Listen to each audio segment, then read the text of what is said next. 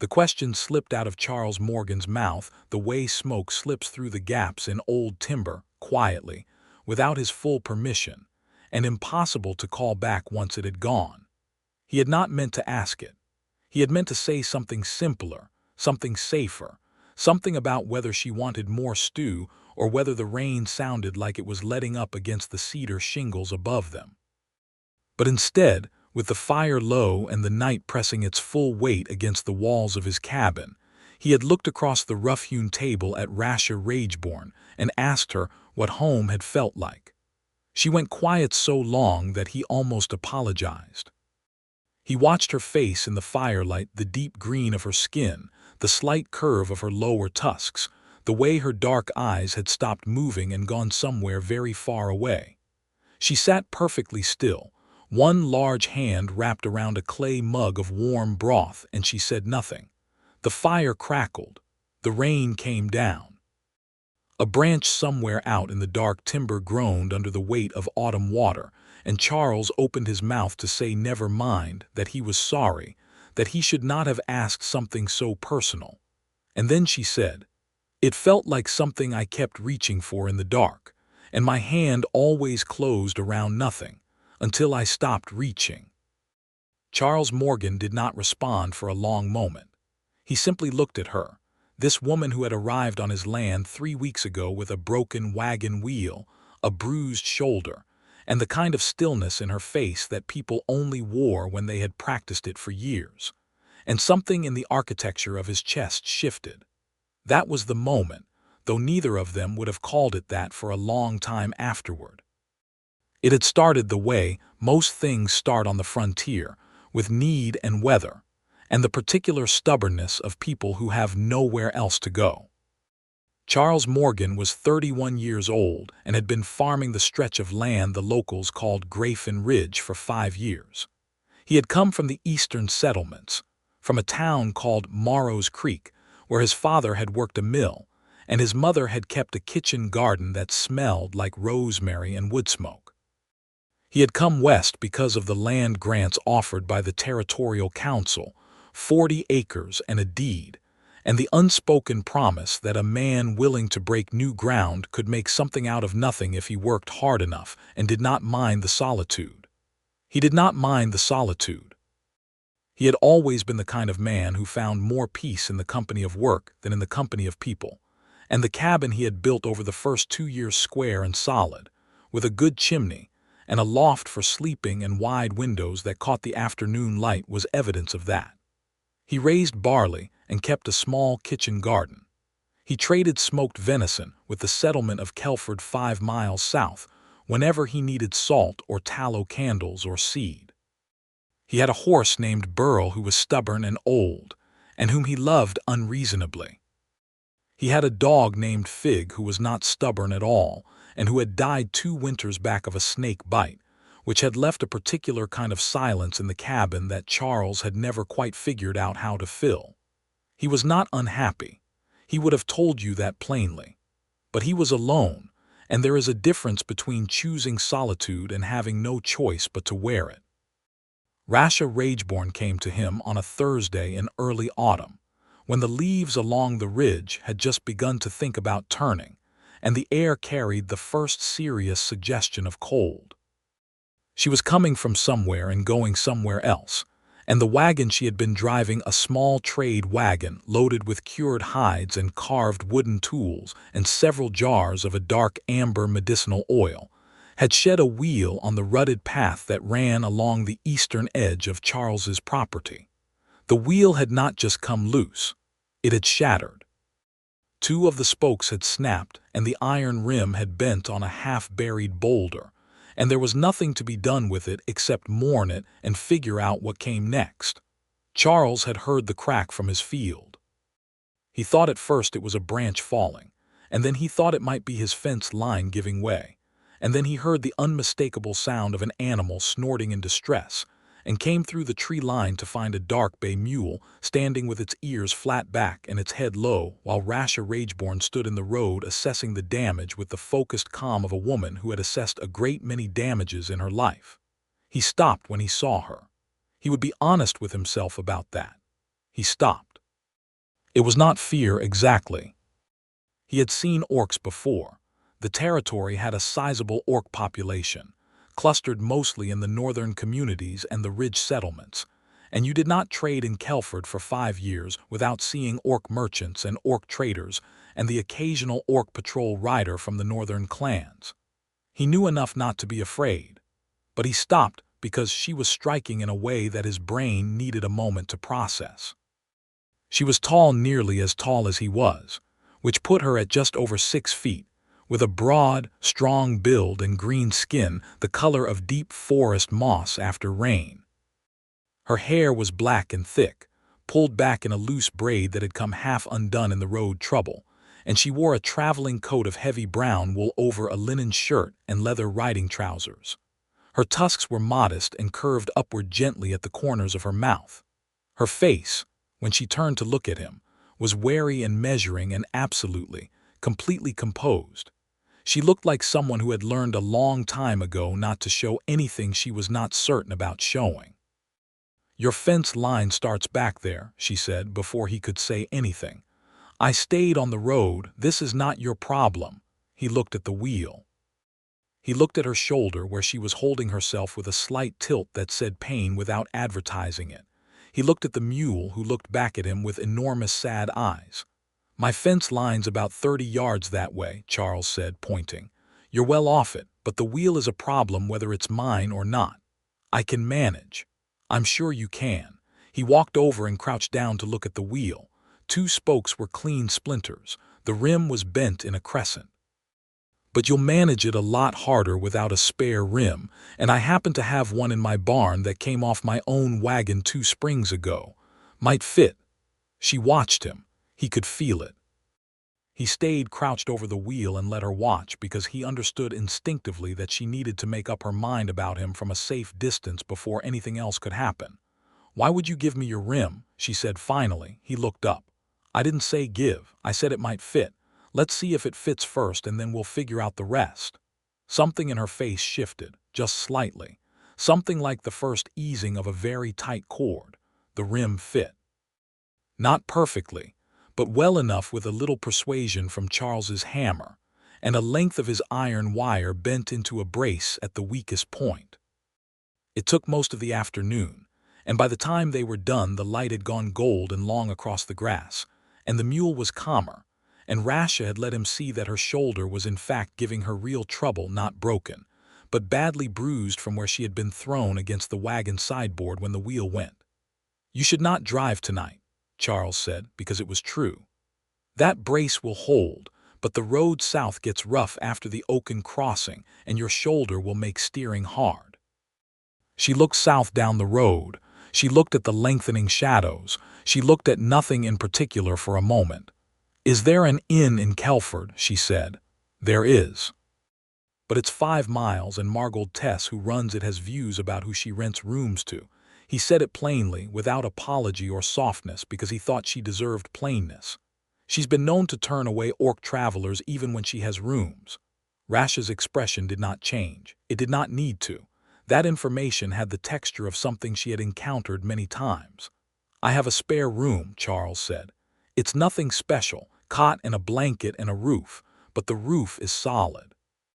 She looked at him for a long time. "I don't need charity," she said. "I'm not offering charity. My fence line along the north run needs mending before winter. It's a 2-day job at minimum. If your shoulder lets you, I could use the help and I'll pay you fair." He meant it when he said it, but he would also have offered the room regardless, and some part of him suspected she knew that, and that it was why she said yes. Her name, she told him over supper that first night, was Rasha Rageborn, and she said it the way someone says the name of something that has been tested for weight and endurance and found to hold. Rageborn was a clan name.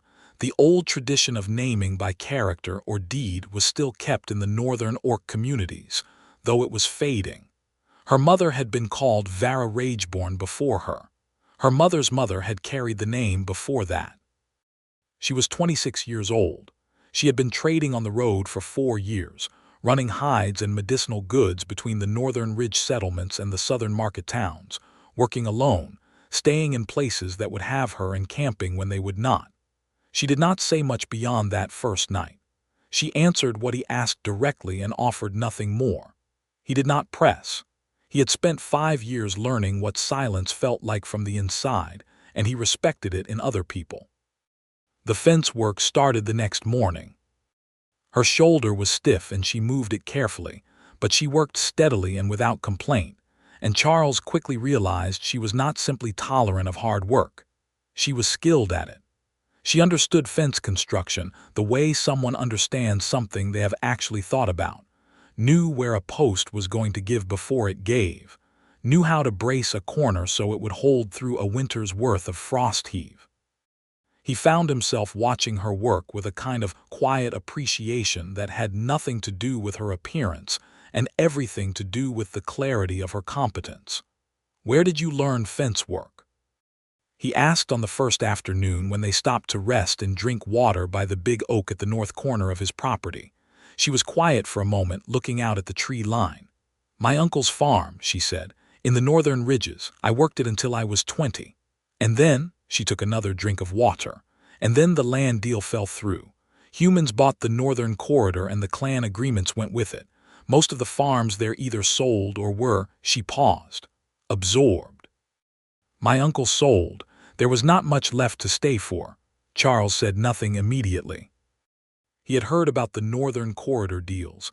They were a source of real tension in the territory, the way the Territorial Council had rezoned vast stretches of traditional Orc farmland as open claim territory and allowed human settlers to file on it. He had not filed on any of it himself. He had not liked the smell of it when it was announced. "That was wrong," he said simply. She looked at him sidelong, as if checking whether he was performing the sentiment. "It was," she said, when she seemed satisfied he was not. The fence was done by the end of the second day. Charles paid her what he had promised, a fair amount in coin and a sack of dried barley besides, because the barley was from his own store and he had plenty, and it seemed like a useful thing to give someone who was traveling. She accepted it without protest, which told him she had learned how to accept fair payment without it feeling like less than it was. She loaded her mule, which she called Drum, because his walking pace sounded like a slow drum to her ear. She checked the repaired wheel.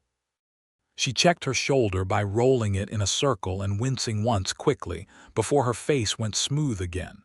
She said, "Thank you for the work and the room." He said, "You're welcome to both any time." She looked at him. There was something careful and wondering in her expression, like a person who has found an unfamiliar flower and is not yet sure whether to pick it or simply note where it grows. "I'll be through again in 4 or 5 weeks, she said. "I run the same circuit." "I'll be here," he said. She drove south.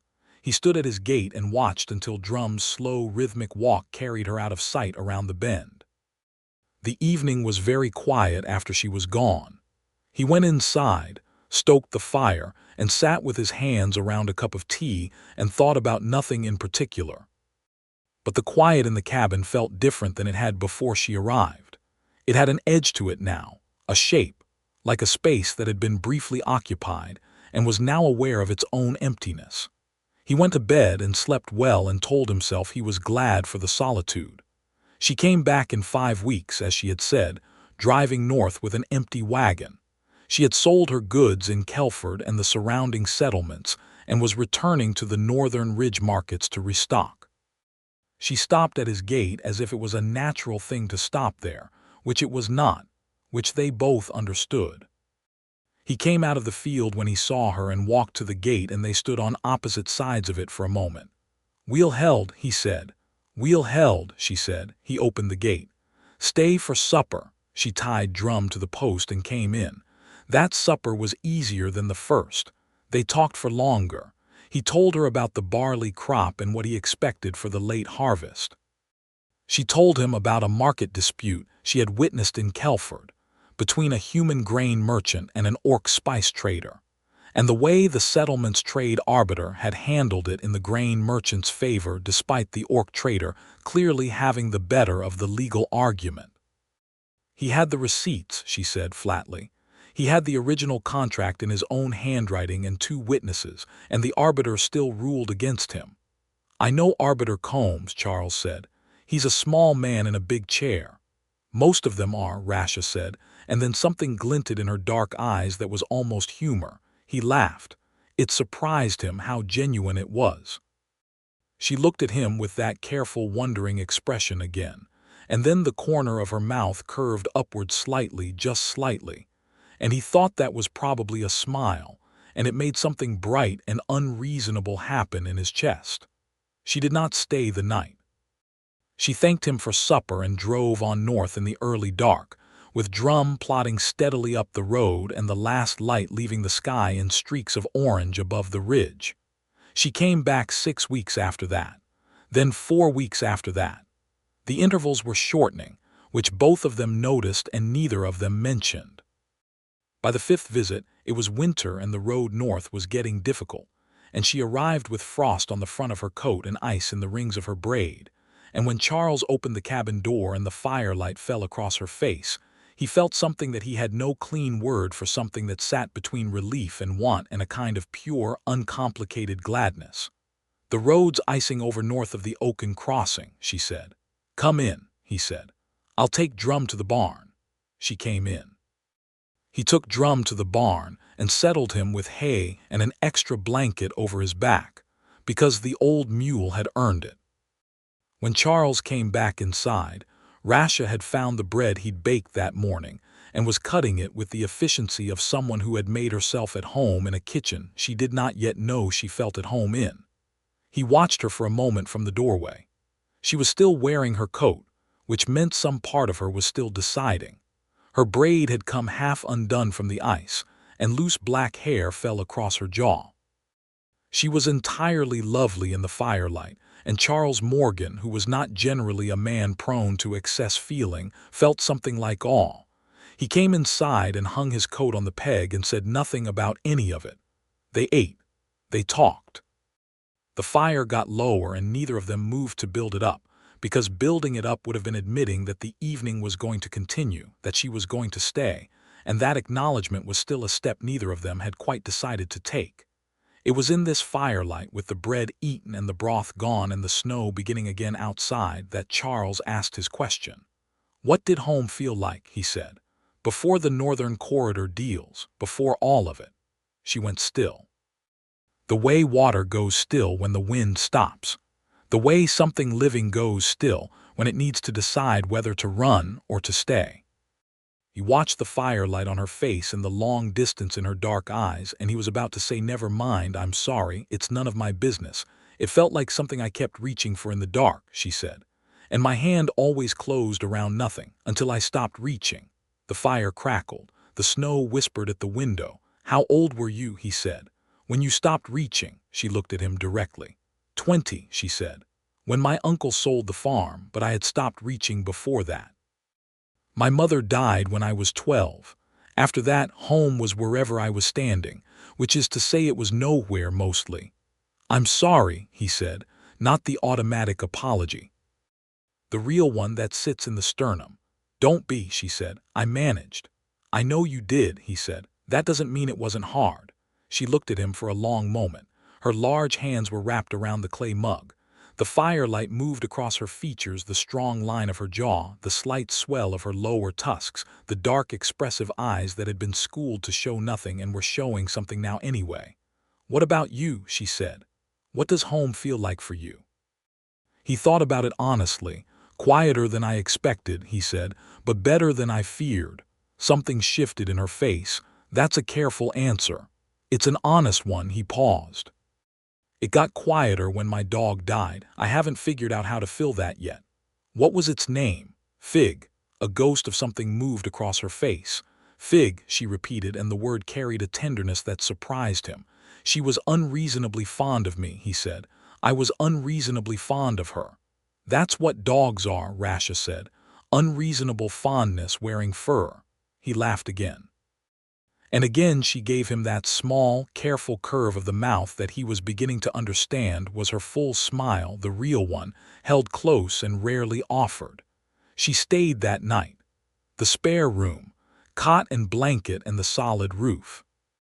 He lay in his loft and listened to the snow and felt the cabin filled differently than it had been before, and understood that he was in real trouble in the best possible sense. In the morning she was up before him, which surprised him. She had been traveling in hard weather and he had expected her to sleep late. Instead, he came down the ladder from his loft to find her crouched by the hearth building the fire back up with a careful, practiced hand. And she had her hair down completely, the black mass of it falling loose around her shoulders, and she looked up when she heard him on the ladder and said, "I found the coffee." He had traded for a small sack of roasted grounds from the last merchant who had passed through, a luxury he allowed himself only in winter. He said, "Good," and came the rest of the way down, and they made coffee together in the small morning quiet, working around each other in the kitchen space with a naturalness that had no business being so natural this early.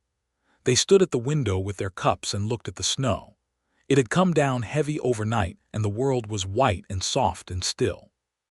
The big oak at the corner of the property held its snow in the crooks of its branches like something offered. "You could wait out the road," he said, "until it settles." She turned her cup in her hands. "I have delivery commitments in the northern settlements." "How long have you been running this circuit?" "4 years." "Alone the whole time?" She looked at him. "Yes." He nodded and let it rest there. He had already decided what he wanted to say. He was just working out how to say it without frightening her or making her feel obligated. "The north road's going to be bad for at least 3 days," he said. "I could use help with the winter repairs on the east side of the barn. Pay is fair." She looked out at the snow. "You always seem to need repairs done," she said, and this time it was fully dry, fully deliberate, and absolutely, undeniably teasing him. He felt his face do something warm and helpless. "My property requires a great deal of maintenance," he said with great dignity. "Does it?" she said. "Constantly," he said. She drank her coffee. She looked at the snow. She was smiling. He was almost certain of it now, even though it was still the contained kind, the careful kind. 3 days, she said. 3 days, he agreed. They worked on the barn for 3 days, and it was good work. And by the end of it, the stiffness had fully gone out of the space between them. On the second evening, she told him more about her mother, a healer and herbalist who had run a small practice in the Ridge settlement, who had died of a fever when Rasha was 12. On the third evening, he told her about Morrow's Creek, about his parents, about why he had come west, which was not just the land grant but a certain restlessness that he had carried since his early 20s and had never quite been able to name, a sense that everything in his life up to then had been practice for something he had not yet found. "Did you find it?" she asked. "Whatever you were practicing for." He looked at the fire. "I'm starting to think so," he said. She did not ask him to explain that. She simply looked at the fire too, and he thought he was fairly certain that she understood him. On the fourth morning the road was cleared enough to travel. She loaded drum and hitched the wagon, and Charles carried her extra goods out from the barn where they had been stored out of the snow, and they stood at the gate in the thin winter light. "I'll be through again in a month," she said. "Maybe 5 weeks." "I'll have repairs," he said. She looked at him. That full, quiet smile, offered and contained. "I'm certain you will," she said. She drove north. He watched her go and felt the particular weight of a month or 5 weeks stretching out ahead of him like ground he would have to cross before anything good happened again. He had it bad. He knew it. He was a grown man and he knew it, and he was not sure what to do about it except wait, because some things cannot be hurried, and a woman like Rasha Rageborn was emphatically one of them. She came back in 4 weeks, which he noticed with a warmth he allowed himself privately. She came with new goods for the southern run and a cut on her forearm she was dismissive about. She had caught the edge of a loading hook in the northern warehouse. She said, "It was nothing." He looked at it and said it needed cleaning at minimum, and she said she had cleaned it. And he said he could see she had, but he had a better salve than whatever she had used, and she held her arm out with a resignation that was just short of impatient. He cleaned it again and applied the salve and bandaged it neatly. She sat on the edge of his kitchen table and watched him work with an expression he could not fully read, something open and surprised, like a door she had not expected to find unlocked. "You're careful," she said. "It's a good wound to be careful with," he said. "Upper forearm gets dirty fast." "I meant in general," she said. "You are careful about things." He looked up at her. Their faces were fairly close together, with him holding her arm and her sitting on the table edge. "Is that good or bad?" he said. "Good," she said. "I think good." He finished the bandage. He did not move away immediately. Neither did she. They existed in close proximity for a moment that had weight to it, real tangible weight, and then he stepped back and said, "Stay for supper." "I was going to," she said, as if she had already known, as if it had been decided somewhere else without requiring their participation. That evening, after supper, she did not go to the spare room immediately. She sat by the fire and he sat across from her, and they talked for 3 hours, about everything and nothing, about the territory and the politics and what she thought about the Orc clan councils in the north, complicated, fractured, doing their best, and what he thought about the territorial council in the south, largely self-interested, occasionally redeemable, and what it meant to build something on the frontier versus inheriting something already built, and whether those were really different kinds of courage or just different kinds of necessity. At some point the fire was very low and she was leaning forward with her elbows on her knees, and he was leaning forward to match her, and the space between them was small and warm and full of words. "Do you ever think about stopping?" he asked. "The circuit." She turned her cup in her hands. "Stopping and doing what?" "I don't know, staying somewhere." She was quiet, not the long silence from before, a different one, shorter and searching. "Staying somewhere means trusting that the somewhere will hold," she said. "I have not found somewhere that holds." "What would it take?" he asked. She looked at him, directly, fully, without the careful reserve she usually kept as a buffer. "I don't know yet," she said, "but I think I'm starting to understand the question better." He held her gaze. His heart was doing something embarrassingly loud. "That's more than nothing," he said. "Yes," she said. "It is." She went to the spare room. He went to his loft. He lay on his back and looked at the rafters and was entirely, completely awake for 2 hours, running the conversation through his mind like a man counting the boards in a floor he is planning to walk across. Spring came slowly to Grafin Ridge, the way spring always comes to high country in fits and starts. A warm week followed by a late frost, mud that sucked at your boots one day and frozen ground that rang like iron the next. But it came. The barley started. The road softened. The oak at the corner of Charles's property put out its first tentative leaves. Rasha came through every 3 to 4 weeks now.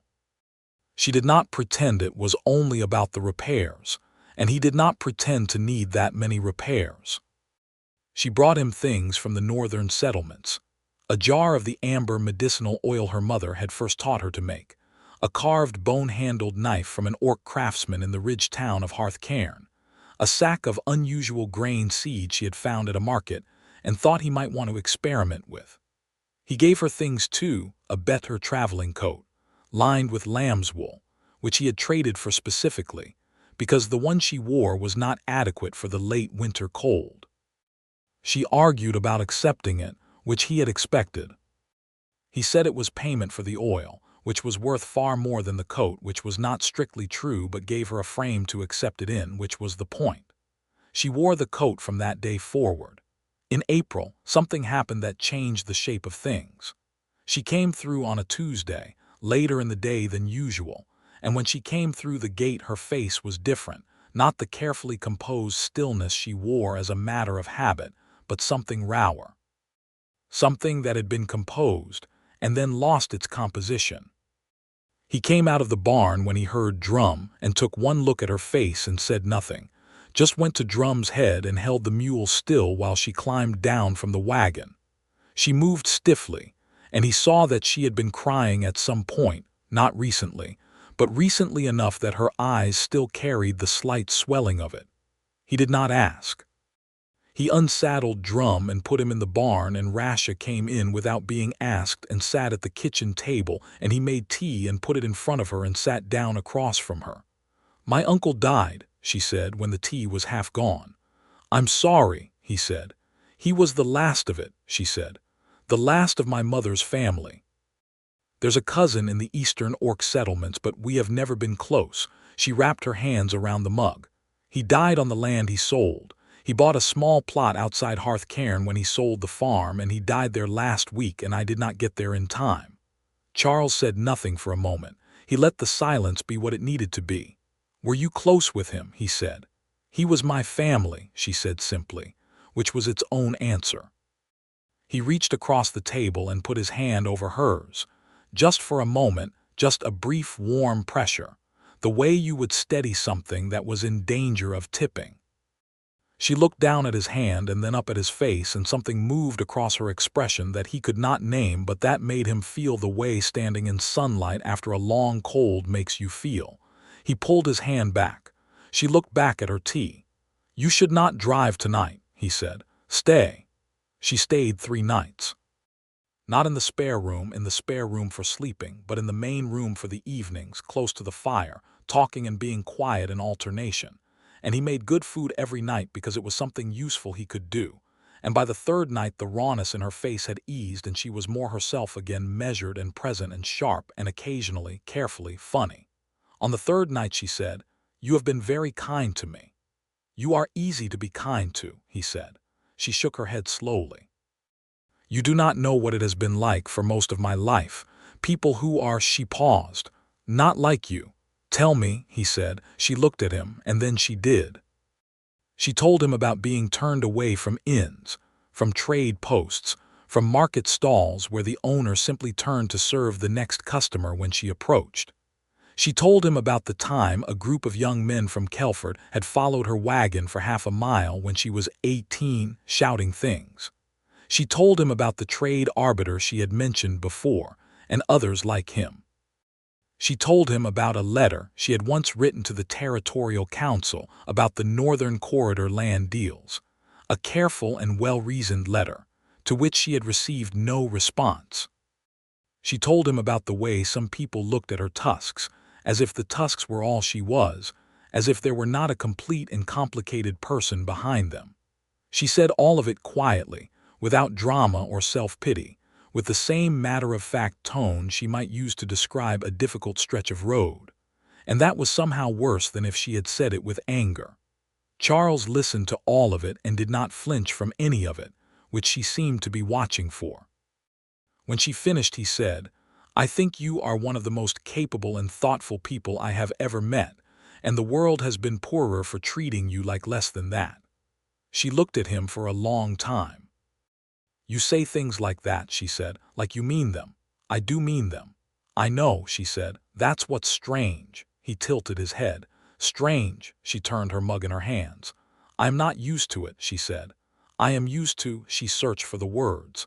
I am used to needing to prove myself to every room I enter, demonstrate my worth before I am trusted with anything.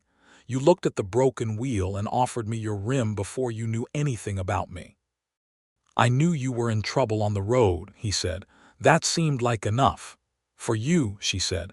It should be enough for everyone, he said. She looked at him with those dark eyes in the firelight, and something in them was wholly unguarded in a way he had not seen before, something that had set down its careful armor and was standing in the open, and Charles Morgan felt the full weight of it and sat very still. Charles, she said. His name, just his name, and the way she said it, like she had been practicing holding it and had decided to say it aloud. Yes, he said. I think I have been coming back here for reasons that are not entirely about the road, she said. He breathed. I know, he said. I think the same. I don't know what to do with that, she said. Neither do I, he said honestly. But I don't think we have to decide tonight, she nodded slowly. The fire was low. The night was quiet. Outside, the spring peepers were singing in the wet ground along the creek, a sound that was all about persistence and finding your note in the dark. No, she said, not tonight. But it was decided after that. Not in words, not in a single moment, but in the accumulation of moments over the following weeks. The way she started leaving more of her things in the spare room when she passed through. A comb and an extra shirt, and the jar of medicinal oil she had given him that she sometimes borrowed back to treat a cut or bruise. The way he started keeping a hook by the door for her traveling coat. The way their conversations in the evenings moved from careful to easy to something that could only be called intimate, two people who had let each other see the interior of themselves and had found it welcome. He kissed her in June, on a Tuesday evening after supper, when they were standing by the kitchen window watching lightning move along the distant ridge. She had said something about the way lightning always looked like it was writing something in the sky, and he had turned to look at her face while she watched the sky, and he had thought, with the full weight of 5 years alone, and every evening she had sat across his fire, and every time her careful smile had widened just slightly, he had thought enough. He kissed her gently and briefly and then pulled back to see her face. She looked at him. Her dark eyes were very wide. "I'm sorry if that was," he started. "It was not wrong," she said. "It was just," she searched. "It startled me." "Good startled or bad startled?" She looked at him for another moment. Then she reached up and took hold of the front of his shirt, just the fabric, her large hand curling in the linen, and kissed him back, longer and more certain, and he felt the whole frontier world tilt slightly on its axis and come to rest in a better position than it had occupied before. When she pulled back, her face was still serious, which was her nature, but there was something blazing in her eyes that she was not trying to contain. "Good startled," she said. They were careful with each other through the summer, in the way of people who have both had things break before and know the value of building slowly. But they were not distant. He showed her the whole of his land, the barley fields, the kitchen garden, the creek that ran along the south edge, the view from the high point of the ridge, where on a clear day you could see 40 miles in every direction. She told him about the northern settlements she traveled through, drawing the geography from memory with a stick in the dirt, showing him the routes she ran and the places that were good and the places that were difficult. She started staying longer between runs. She rerouted her circuit slightly, shaving 2 days off the northern leg and adding them to her time at Grafin Ridge, a decision she made and did not announce, simply implementing it the way she implemented most of her decisions, quietly and completely. He did not say anything about it directly. He simply made sure there was always enough food, and that the spare room had a better mattress on the cot, which he had quietly traded for in Kelford, and that there was always coffee in the morning. In August there was trouble. A group of 4 men from the southern settlements came through on a day when Rasha was there, driving up from Kelford to scout land north of Charles's property for what they said was a new claim. They stopped at his gate.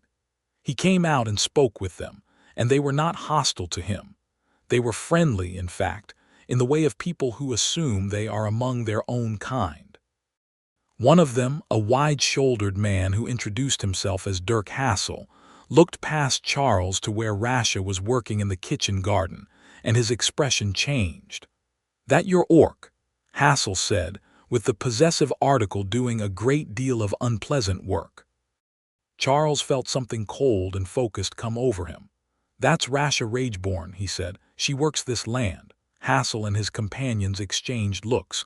"Is that right?" he said, not as a question. "It is," Charles said. His voice was steady and level and absolutely clear. "Is there something you need for the road north? Water? I can point you to the creek." "We're fine," Hassel said, still looking at Rasha. "Just didn't expect to find her type out here." "Her type," Charles said, "is the type that has been repairing and improving this property for the past 8 months and does better work than most people I have met. If you've got no road needs, I'll ask you to move on."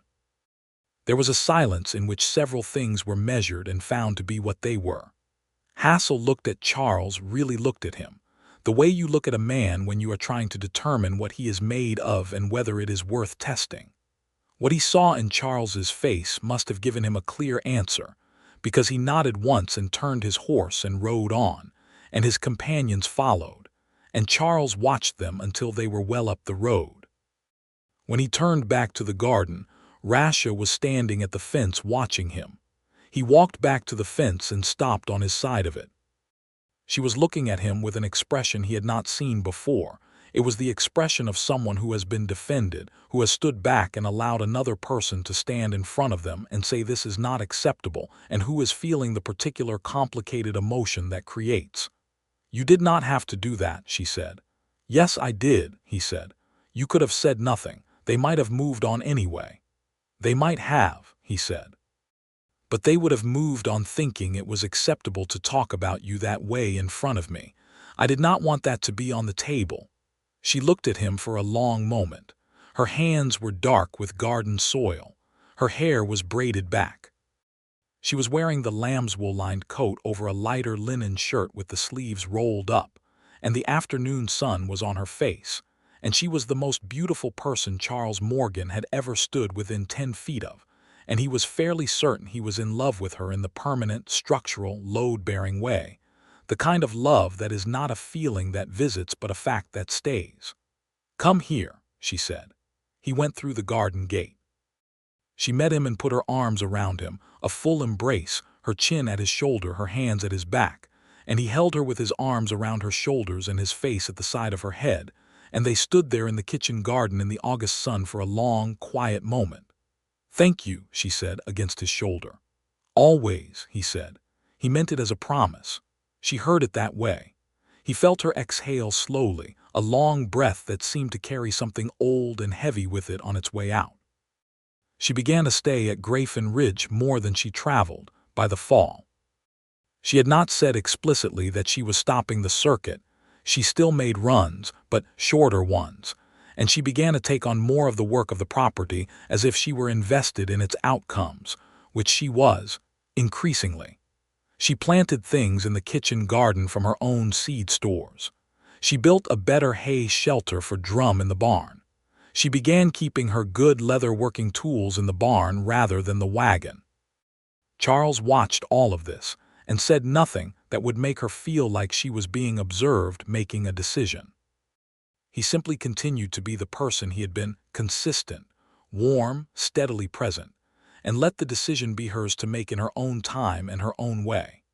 In October, on a clear cold evening with the stars very bright above the ridge, they were sitting on the bench he had made by the front of the cabin, wrapped in a blanket together, which had begun as a practical arrangement in the cold and had become something else, something that neither of them was going to pretend was only about warmth. She said, "I am not going back to the full circuit." He turned to look at her. She was looking at the stars. "I have been thinking about it since August," she said. "I can run shorter routes in the spring and autumn, local trade, Kelford and Hearth Cairn and the Ridge settlements, but the long circuit, I do not want to be on the road all winter alone anymore. I am tired of it." "What do you want?" he said. She turned her head and looked at him. Her dark eyes in the starlight were steady and certain. "I want to be here," she said. "If that is," she paused, "if you want that." He looked at her face for a moment. This woman who had arrived on his road with a broken wheel and a bruised shoulder, and spent a year very carefully testing the weight of this place, to see if it would hold her. This woman who reached for home and always came up with nothing until she had stopped reaching and then had begun to reach again. "Rasha," he said, "I have wanted nothing more than that for the last 8 months." She exhaled. "All right," she said. Not a small thing, that all right. It was enormous. It was the size of everything. He reached over and took her hand, her large, capable, rough-palmed hand, and held it on top of the blanket, and they sat there under the autumn stars and were, for the first time in a long while, completely at home. The winter they shared properly that year was different from any winter Charles had spent on the ridge. It was fuller. The cabin was fuller, her things in the spare room, which she no longer thought of as spare, her tools in the barn, her boots by the door next to his. The mornings were fuller because there was conversation with the coffee. The evenings were fuller because there was laughter sometimes and argument sometimes, about small things mostly, and the arguments always ended with more understanding than they had begun with, which he thought was the correct function of argument. She was harder to know than most people, and he found that he liked that. She did not give herself away easily. She thought before she spoke, almost always, and what she said when she did speak was carefully meant. She was private about her grief in a way that he respected and occasionally worried about. He wanted her to feel that she could bring her sadness into the cabin the way she brought everything else, without needing to leave it at the door. He said that to her once in January, when she had been quiet for 2 days after an anniversary he had not known to ask about. "You can tell me when something is heavy," he said. "I am not going to break." She had looked at him from across the hearth and said, "I am not worried about you breaking. I am used to carrying heavy things alone. I forget I do not have to." "Practice," he said. She almost smiled. "Practice," she agreed. She told him that evening that the 2-day quiet had been the anniversary of her mother's death. She had spent it, every year since she was 12, in a kind of private observance, not grieving exactly, but honoring. She would cook something her mother had made, something particular, and she would sit with it and remember. "This year I made the barley soup she used to make," she said. "The one with the dried mushrooms and the late summer herbs. You had some." He thought back. "The soup you made 3 nights ago," he said. "I said it was remarkable." "It was her recipe," she said. He was quiet for a moment. "What was her name?" "Vera," she said. "Rasha Rageborn. She was a healer." She paused, and this pause was different from her usual pauses. This one had a tremor underneath it. "She was the best person I have known before you." Charles Morgan sat very still. He felt the gift of that sentence the way you feel sunlight on your face directly and warmly in all the skin at once. "I am honored," he said quietly, "to be in that company." She looked at him. Her eyes were bright, not quite tearful, but close. "You have earned it," she said. "Slowly and consistently, which is the only way worth earning it." He crossed the room and sat beside her, and she leaned against him, and his arm went around her shoulders, and they sat like that for a long time without speaking, in the way of two people who no longer need to fill the silence because the silence itself has become a form of presence. Spring came again. They planted the garden together. He expanded the barley field on the east side, and she designed the expansion layout. She had a good eye for land drainage, which he had noticed, and her design kept the low, wet corner from flooding the new planting. They worked side by side through the long spring days, and in the evenings they planned and argued and planned some more, about what the property could become, about what they wanted it to be, and the we of those conversations was natural and unremarked, as if it had always been there. She still made her shorter trade runs, 2 or 3 times a season. She liked them, the shorter runs. They kept her connected to the communities she had always known, the ridge settlements where the orc families lived and traded and kept their own particular culture alive. She brought things back from those runs, craft goods and seeds and news, and occasionally people. A friend she'd mentioned called Wren, a small, energetic orc woman who ran a leather goods stall in Hearth Cairn, who came through twice that spring and sat in their kitchen and ate enormous amounts of food and talked at a speed that made Charles feel slightly breathless. "She likes you," Rasha told him, after Wren's second visit, with the tone of someone reporting a verdict. "I like her," he said. "She's remarkable." "She is. She also told me she could tell from 30 feet away that you were genuinely in love with me and not performing it, which she says is rare." He looked at Rasha. She was looking at the fire. There was color in her green skin, darker in the way he had come to understand as her version of blushing. "She's not wrong," he said. She looked at him. "No," she said, "she is not." He said, "Rasha." She said, "Yes." He said, "Marry me." The silence that followed was the third great silence of their story, longer than the one after he asked about home, but different in texture. This one was not empty. It was full. It was full of everything that had happened since the broken wheel on the autumn road. Every supper and fence post and storm sat through, and grief shared, and hand held, and laugh surprised out of her, and morning coffee and lamplit evening, and argument and reconciliation and star-watched hour. She said, "Yes." Not elaborate, not dressed up, just the word, plain and complete and permanent. He crossed to her and took her face in his hands and kissed her, and she kissed him back. And the fire was warm, and the night outside the windows was full of spring sound, frogs and wind, and the creak of the old oak. And Charles Morgan held the woman he loved, and felt the solitude of 5 years dissolve like frost in morning sun, cleanly and entirely and without remainder. They were married in July, at Grafin Ridge, in the yard between the cabin and the barn. Charles had asked if she wanted to go to Kelford for a proper ceremony with the settlements efficient, and she had said she would rather be married at home. The word home had come out of her mouth easily, naturally, without any of the old reaching and finding nothing, and he had heard it and felt something complete. Wren came and stood with Rasha, Charles's neighbor and nearest friend, a farmer named Ellis Brant who ran a sheep operation 4 miles south and who had been the closest thing to a companion Charles had on the ridge for years, stood with Charles. The officiant was a traveling settlement register named Oker who passed through every 3 months to record births and deaths and marriages for the territorial council, and who was, to his considerable credit, entirely unbothered by the particulars of who was marrying whom. It was a simple ceremony. The words were old and spare and meant what they said. Charles held Rasha's hands and looked at her face.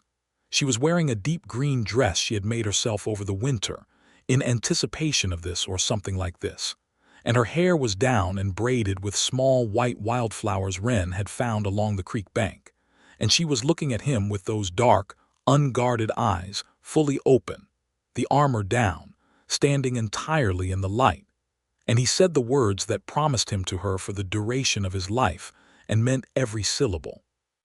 She said her words back. Her voice was steady, her hands were steady. But her eyes were bright, and at the very end, when it was done and Oker said the thing that made it official, she put her forehead against his and just breathed, and he felt the warmth of her breath and the slight tremble of it. "All right," he said, very quietly. "Better than all right," she said. "So much better than all right." They had a wedding supper that evening. Ellis had brought wine from his own cellar. Wren had made a spiced flatbread that she said was a traditional Orc wedding bread, and Charles had roasted a whole chicken with garlic and dried herbs from the garden. They sat around the big table until late, with the summer dark soft outside the windows and fireflies in the yard, and Wren told stories about Rasha from the trade circuit years that made Rasha give her a look that was completely fond despite its surface warning, and Ellis talked about his sheep with the devotion he gave it to any audience that would tolerate it, and Charles sat beside his wife and felt the words settle into him like a root taking hold. His wife. Rasha Rageborn, who was now also Rasha Morgan, if she chose to carry the name, which she thought about and decided she would carry both Rasha Rageborn Morgan, because the Rageborn was her mother and her grandmother, and she would not put it down, and he had never asked her to. The year that followed the wedding was the best year of Charles Morgan's life, and he would have said so plainly to anyone who asked. They worked the land together. The barley crop was the best he had ever grown, partly because Rasha's drainage design had saved the east field from the summer wet, and partly because she had mixed in some of the experimental seed she had brought from the northern markets, which had a natural hardiness to it that improved the whole crop's resistance to the late cold snaps.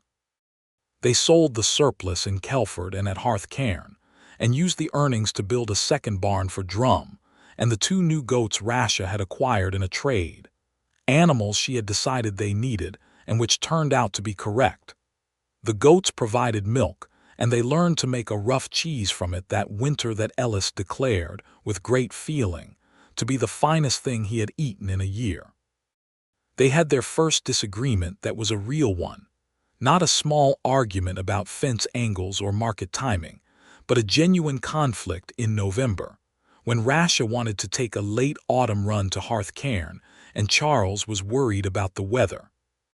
The first serious storms of winter were moving in from the north, and the road to Hearth Cairn through the high pass was difficult in early snowfall. "I have run that road and worse," she said. "I know you have," he said. "I am asking you not to. You are asking me not to do something I am fully capable of doing. I am asking you because I love you and the road is dangerous and the goods can wait." They faced each other across the kitchen. She was holding her traveling pack. He was standing by the door. "Charles," she said, controlled, "I have been navigating that road for 6 years. I know where the ice forms. I know where the drop is dangerous. I am not a person who needs to be kept safe from her own competence." "I know," he said. He paused. He took a breath. "I know that. You are the most capable person I know on a road in any weather. I am not questioning your competence." He paused again. "But I would like to ask, as a person who loves you and who would find this winter very long and very dark if something happened to you, I would like to ask if the run can wait until the storm passes." She was still looking at him. Her eyes were sharp, and then something in them shifted, not yielding exactly, but hearing, really hearing. "3 days," he said. "The storm is 3 days, maybe 4. We can wait 3 days." She set the pack down. "The storm had better be 3 days," she said. "I have been watching that ridge for 5 years," he said. "It's 3 days. It was 4 days." She did not say anything about it when the fourth day of snow arrived, just looked out the window at it with an expression that said she had noticed, and he said, "I was close," and she said, "Close is not 3," and he said, "4 is close to 3," and she said, "It is not," and he said, "Closer than 5," and she laughed, a real one, full and sudden, and then stopped herself and shook her head and went back to the bread she was making. He stood in the kitchen and watched her and thought about how much he loved that laugh and resolved to do what was necessary to keep earning it. She made the run when the storm cleared and came back safe, which he had expected, and he said nothing triumphant about either the road conditions or his worry being justified, because none of that mattered now that she was home. He just took her coat and hung it on the peg and said there was stew, and she said good because she was starving. That was winter. That was marriage. That was the particular shape of their life together on the ridge. In the spring of their second year together, Rasha told him she was pregnant. She told him simply, the way she told him most things, directly, watching his face for his response, because she still did that and probably always would, still watch for the evidence of a person's true character in the unguarded moment. He looked at her face for a long moment. She waited. He reached across the table and took her hand. "How are you feeling?" he said. Something in her face eased the small tension she'd been holding since she decided to tell him. "Strange," she said. "Not badly strange. Just different." "Good different," he said. She thought about it. "Growing different," she said. "Like the first day of spring when you can't see the change yet but you know it's coming." He brought her hand up and pressed his lips to her knuckles, a gesture that was quiet and earnest and entirely him. "We're going to be all right," he said. "I know," she said. "I know we are." She carried easily through the first months, continuing to work at her regular pace until late summer when her body required more deliberate slowing. Charles took on the heavier physical work without making a point of it, simply doing it, and she let him without argument, which told him she was tired in a way she would not have admitted with words. He rode to Kelford and brought back the settlement's midwife, a woman named Hesse who was broad-shouldered and practical and who examined Rasha with a thorough competence and declared her in excellent health and the baby positioned well. Hesse did not flinch at treating an orc patient, which was both a relief and something that should not have had to be a relief, which Charles thought about with a quiet anger he kept to himself. The baby came in November, during a snowstorm, which felt appropriate for a child conceived at Grafen Ridge. Hesse had come to stay for the last 2 weeks of the pregnancy in anticipation, and it was good she had, because the birth was long and difficult at the end. Not dangerously so, but earnestly so, the kind of labor that requires full commitment from all involved. Charles was allowed to stay. He had asked, and Hesse had looked at him appraisingly and said that if he did not faint or get underfoot he could stay, and he did neither. He held Rasha's hand and talked to her steadily through the worst of it. Nothing important, just words, his voice low and constant, telling her she was doing well, telling her he was there, telling her about the snow outside and the way the barn animals sounded in the cold and how the barley field looked under fresh snow, which was a strange thing to describe in the middle of labor, and made her say, between contractions, with considerable feeling, "You are describing the field right now." And he said, I am describing whatever keeps you here with me." And she had gripped his hand harder and said nothing more about the field. Their son was born at 2 in the morning into a snowstorm on a Tuesday in November, which was the same day of the week that Rasha had first stopped at his gate and stayed for supper. He was a healthy, noisy, remarkable boy. He had his father's dark hair and his mother's green-tinted skin, lighter than Rasha's, a particular shade like new spring leaves in early light. His ears were slightly pointed in the way of half-forked children. His eyes, when they opened, were dark like hers. Rasha held him and looked at him with an expression that was so open, so entirely unguarded, so absent of every careful defense she had ever built, that Charles had to look away for a moment because the sight of it was too large for him to take in all at once. He looked back. She was still looking at the baby. "What do we call him?" he said, quietly. She did not look up. "I have been thinking," she said. "I want his first name to be his own, something new, nothing carried from either of us." She paused. "But I want his middle name to be Vara, for my mother. In the old tradition it carries a cross. It does not matter if it's a boy's name or a girl's." He looked at his son's small face. "What is his first name?" She looked up at him. "What do you think of sage?" He thought about it. A growing thing, an herb with a clean, clear scent, something that came back year after year. "Sage Vera Morgan," he said. "Yes," she said. He leaned down and kissed her forehead. She leaned into it. Outside, the snow was still coming down, soft and constant, and the cabin was warm, and there was a child in the room who had not been there before and would be there now for the rest of their lives.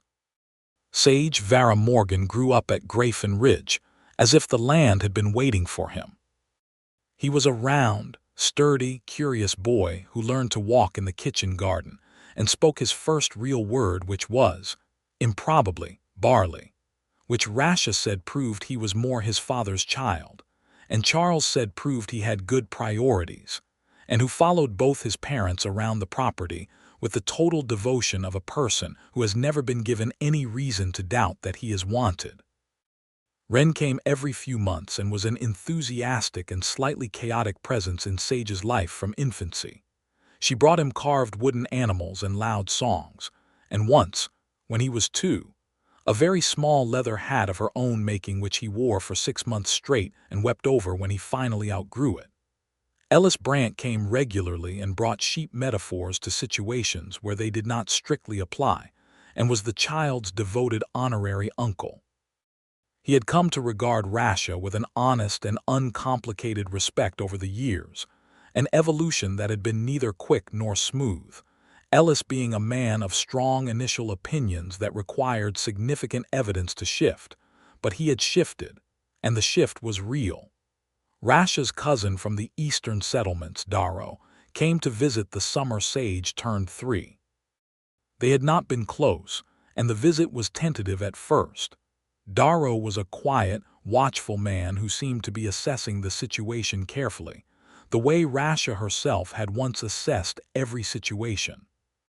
But Charles had made good food and been entirely himself, and Rasha had been entirely herself, and by the 3rd day Darrow had relaxed into something warmer and said to Charles privately, while they were mending the east fence line together, "She looks like she found something. She never looked like that before." Charles said, "I think she found a few things." Darrow nodded. He looked at the ridge line and the cabin in the middle distance and the kitchen garden where Rasha was moving with Sage on her hip. "The family has been scattered a long time," he said. "I am glad she is rooted somewhere." Charles looked at her too. "So am I," he said. "There were harder moments over the years." There were always harder moments. A drought in the summer of Sage's 2nd year that took much of the barley and forced them to rely heavily on trade earnings and careful rationing. A winter illness that swept through the ridge settlements when Sage was 4 and took 2 children from the Orc family in the next valley and frightened them badly. Sage recovered, being a sturdy child, but the weeks of his fever were among the most difficult Charles could remember. A land dispute brought to their gate by a man claiming a portion of Charles's eastern field was improperly claimed, a dispute that required 3 trips to Kelford, and ultimately the retrieval of the original land deed from the Territorial Council archive, which proved Charles's claim completely but consumed 2 months of worry. Through each of these things they held. They argued when they needed to and made peace when they needed to and worked together because there was no other way to work on the frontier, and the frontier had made them both. Rasha carried her grief differently now, not sealed, not alone. She had learned, slowly and by practice, to bring it into the room, to let him sit with it. He had told her about his own grief, his father, who had died 3 years after Charles came west, too far away to reach in time. His mother, who had come to visit once, the summer after the wedding, and who had been shy with Rasha at first and then not, who had sat in the kitchen with her on the second evening and talked about herb gardens for 2 hours and gone home with a jar of the amber medicinal oil and written to say it was the best thing she had ever used for her arthritis. His mother came every summer after that. She died when Sage was 6, peacefully, in her own bed in Morrow's Creek, and Charles rode east to put her to rest and came home to Grafin Ridge with the particular hollow feeling of the last of a generation gone.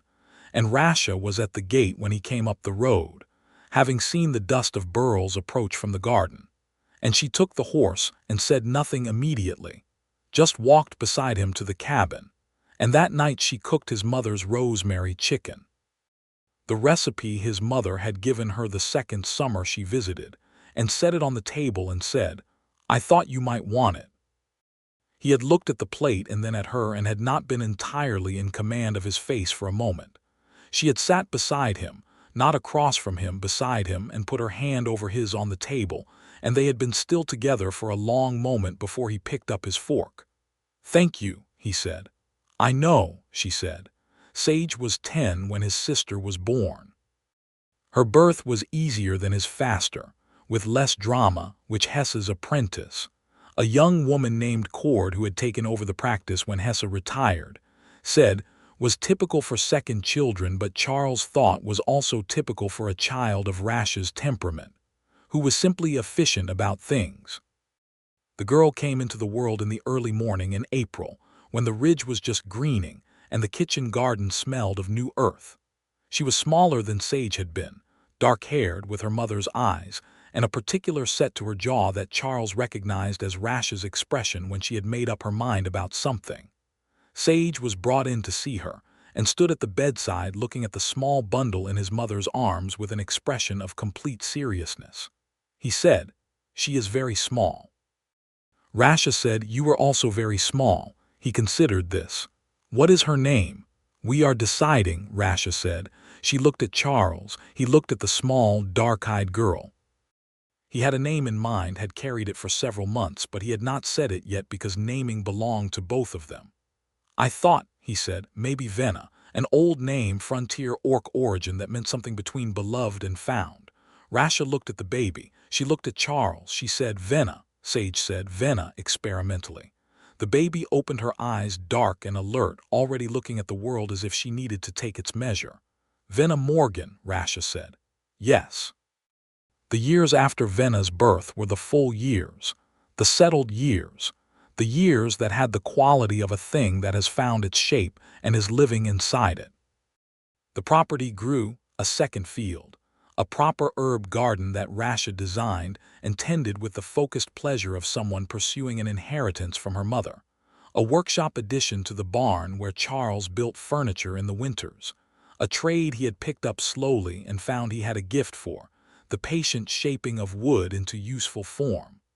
Rasha expanded her local trade significantly. She partnered with Wren on a craft goods route between the Ridge settlements and Kelford, a venture that proved lucrative and which she ran with the same focused competence she brought to everything. She was known in both communities, now known and regarded, which was a thing she had not always been able to count on.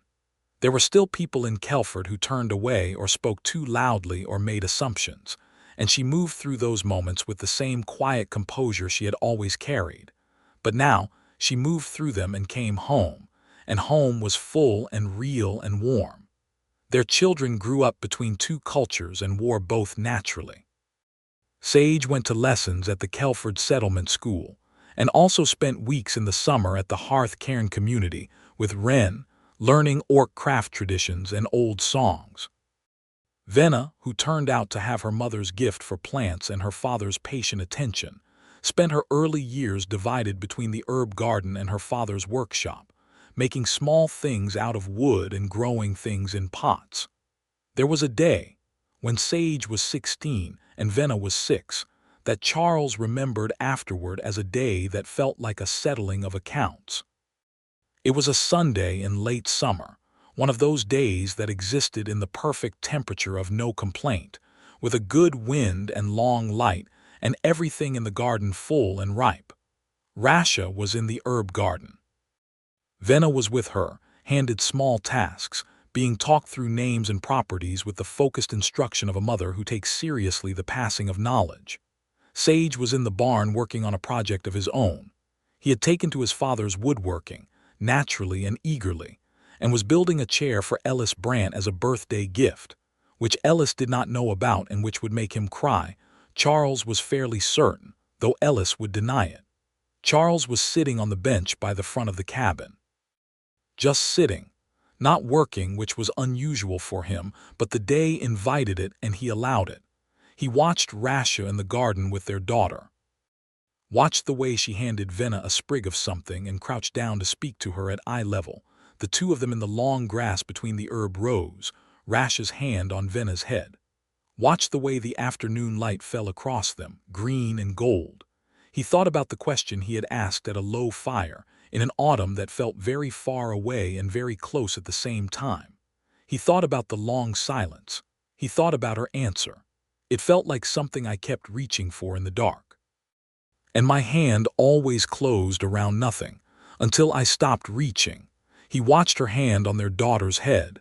He watched the garden that she had built. He thought about the lamp in the window she had started keeping lit when she expected him back from Kelford in the dark. A habit she had begun without comment, this small careful light in the window, and which undid him every time he came up the road and saw it.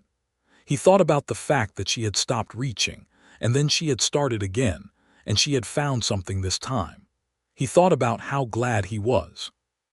How plain and huge and inarticulate the gladness was, sitting in him like a permanent weather system, mild and warm and without a forecast of change. Rasha looked up from the garden and saw him watching. She straightened. Across the distance between the herb garden and the bench, she looked at him with those dark eyes that he knew every register of now, every shade and tone, and she held his gaze for a moment. Then she said something to Venna that made the girl nod and run toward the barn, presumably to check on Sage, and Rasha walked out of the garden and across the yard and came to the bench and sat beside him. "You are sitting still," she said. "I am," he said. "Are you all right?" "Better than all right," he said. It was what she had said on their wedding day, and she heard the echo of it and the corner of her mouth lifted. She leaned against him. He put his arm around her. They sat in the late summer light and listened to the ridge, the wind in the old oak, the goats in the far pasture, the particular voice of Venna shouting something at Sage inside the barn, and his low answering response. "I have been thinking," Rasha said. "About what?" She was quiet for a moment in the short searching way, not the old long silence. "About what I said to you," she said, "years ago, when you asked about home." He was still. He waited. "I said it felt like reaching in the dark," she said. "And finding nothing." "Yes," he said. She turned her head and looked at him. Her eyes were steady. "I want you to know," she said, "that I was right about the reaching part. I did stop reaching. I stopped because I was exhausted and because nothing I had tried had worked and because I had decided that the thing I wanted did not exist or did not exist for me." He waited. "And then you asked me to fix a fence," she said, "and I said yes, and I have not stopped being surprised by that." She paused. "I am telling you this because I want you to know that this," she gestured, a small movement that encompassed the yard, the garden, the sound of their children, the bench, the cabin, the ridge, all of it, was not what I expected. And I am glad every day that it is what I have. He looked at her face. At the lines that the years had added, fine ones at the corners of her eyes, the way her hair had a few threads of silver now at the temples. At the curve of her tusks and the depth of her dark eyes and the particular straightness of her spine that was all Rasha, all Rageborn, all the thing she was that no difficulty had managed to bend. "So am I," he said. "Every day." She put her hand over his on the bench between them, her large, capable, garden-dark hand over his. He turned his hand and held it. From the barn there was a crash, and then Venna's voice, outraged, and Sage's voice, defensive, and then both of them talking at once at a volume that suggested nobody was injured but something had definitely been knocked over. Rasha said, "Those are your children. Those are absolutely your children," he said. "One of them has your determination and the other has your stubbornness." "I am stubborn and determined," she said. "You are magnificently so," he said. She shook her head, but she was smiling fully, the real one, not contained at all, open and warm and aimed at him. He had spent years earning that smile and had never once taken it for granted. They sat on the bench until Sage and Venna came out of the barn, Venna indignant, Sage carefully apologetic, and settled the dispute between them, which involved a broken clay jar that had been on a shelf that Sage had bumped with the chair arm, and which required the locating of a broom and the making of peace between the injured parties, all of which happened in the yard in the long gold light of late afternoon. Then Rasha went inside to start supper, and Charles went to help Sage reposition the chair parts so it would be safer, and Venna came and sat on the workbench watching them with her small serious face and her mother's eyes, and the barn smelled of hay and wood shavings and the good particular smell of animals and seasons, and the ridge was quiet except for the wind. That was a day in the life they had built, not a day of extraordinary events. A day of the ordinary texture of things, which is where the extraordinary lives when it settles down and takes its shoes off and decides to stay. There was one more piece to their story, and it came in the autumn of that year, when a young orc woman arrived at the gate of Grafin Ridge with a loaded wagon and a horse that was limping on the front right. Charles heard the horse from the field and came out to the road. The young woman, she was perhaps 20, broad-shouldered and wary-eyed, and holding herself with the careful composure of someone who had practiced it, was crouched by the horse's hoof, examining it. "There's a stone wedged in," she said when she heard him coming without looking up. "I can get it, I don't need help." Charles stopped at a respectful distance. "All right," he said. "But if you want a hook to loosen it, I have one in the barn." She looked up at him, assessed him in the rapid, thorough way of someone who has learned to make quick reads on new people for safety reasons. "Who are you?" she said. "Charles Morgan. This is my property. My wife and I farm this land." Something shifted slightly in her wariness. "Your wife?" "Rasha Rageborn Morgan. She's inside." He paused. "She was on the road herself for years. She'd probably know more useful things about a stone-wedged hoof than I do if you want to ask her." The young woman was quiet for a moment. She looked at the horse. She looked at the gate. She looked at Charles in his worn farming clothes and with his honest face in the afternoon light. "I would not want to impose," she said. "You wouldn't be," he said. "We have supper most evenings. There's usually enough." She stood up slowly. She was still measuring him. He let her measure. He opened the gate. Later that night, with the young woman who was called Myra, traveling south from the ridge settlements with a load of autumn goods, trying to make Kelford before dark, fed and rested, and settled in the spare room that Sage had vacated to sleep in the barn for a night because he said it was an adventure. Rasha stood with Charles in the kitchen in the late quiet after the day. "She reminds me of someone," Rasha said.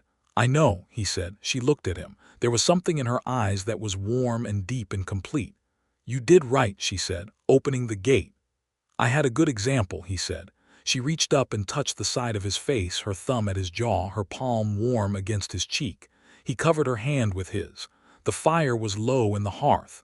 Outside, the autumn dark was full of stars.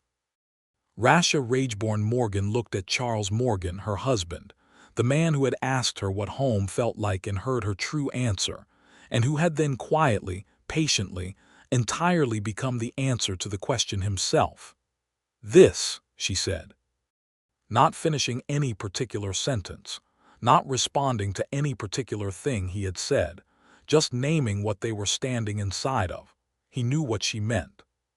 He put his arms around her and she leaned into him, and they were still together in the fire-lit kitchen of the cabin on Grafin Ridge, while above them in the loft their daughter slept with her mother's eyes closed, and in the barn their son worked on a chair for an old man who would cry about it, and the stars were very bright above the ridge, and the oak held its last autumn leaves like things it was not quite ready to let go. He kissed the top of her head. She breathed. "This," he agreed. And the fire kept them warm, and the roof held against the wind, and the stars went on above Grafin Ridge as they always had and always would, indifferent to human and orc alike but shining nonetheless, shining on the property that was theirs, and on the life they had made inside it, built board by board and season by season and word by careful word from a broken wheel on an autumn road, from a question asked in a low fire, from a woman who had reached in the dark and finally, fully, found something that held.